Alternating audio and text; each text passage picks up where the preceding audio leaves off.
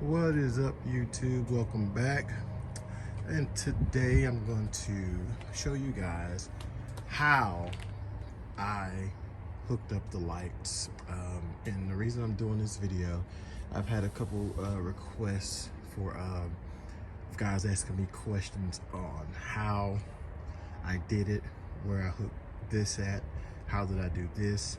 So I said, well, on a perfect day, which is a perfect day today, it is beautiful out here, as you can see. I'm gonna show you guys how I did it. I may not go into every detail, and let me give you guys the reasoning for that and why you don't see a lot of YouTubers do it. You don't want to show a video of every step of that you're showing someone this is how you do it and you do it exactly like this, because you'll have people want to sue you but saying, well, I learned how to do it from him, you know, you should do this at your own risk. I've had people even ask me, does it void your warranty?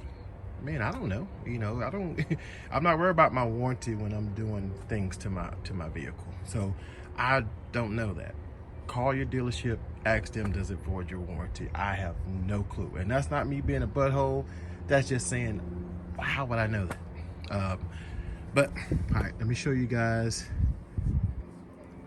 and get started. All right, we're gonna start here in the fuse box that's under the hood.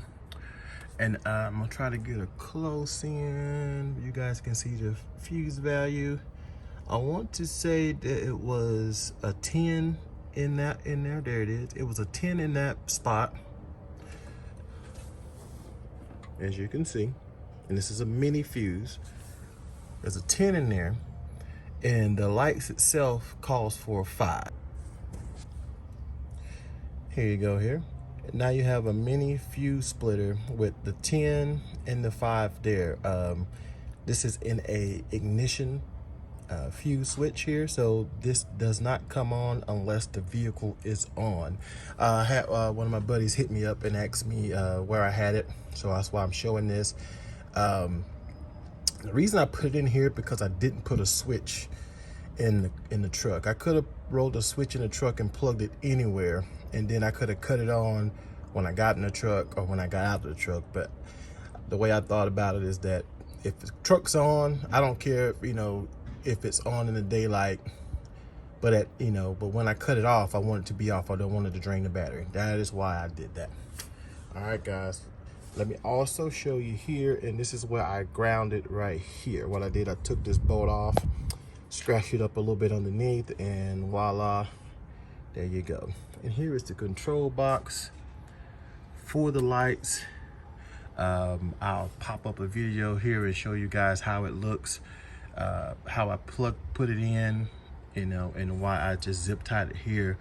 Because another reason why I did this is because I didn't want to put it underneath here, so if something was to go wrong, I have to take everything back off just to get back to the box. That is why I put it there.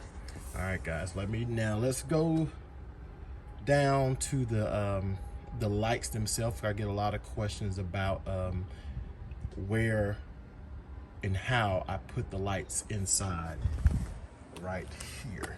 So in order for me to show you how I did that, I gotta take this off. So let me get it taken off, and then I'll show you guys how I did it. All right, guys, I'm gonna give you guys 2 tips on these lights. First tip is the end of your light that you put in your side here. Try your best to weatherproof the end. Water will get in the end of these lights, and I don't know why, because it's happened to me on both sides. But one good thing about LEDs, you can go to where the light dies, cut it off, and the light will still work. That is what I had to do with these. But you have so much light left, you know, it didn't hurt anything. I just cut off the dead ends where the water got. I glued and taped the end up, and it's no problem. It's right back good. Also, what I did is, instead of the weather strip in there, Gorilla Glue. Now, I took this light off my sides just to show you guys how I did this. But it makes it sit in there perfect. You don't have to use glue. You can just use the tape, and when the tape wears off, it'll just sit in there. But it won't look flush and it won't look good. So I use something like glue, stick it to the side, forget about it. But that's what I did.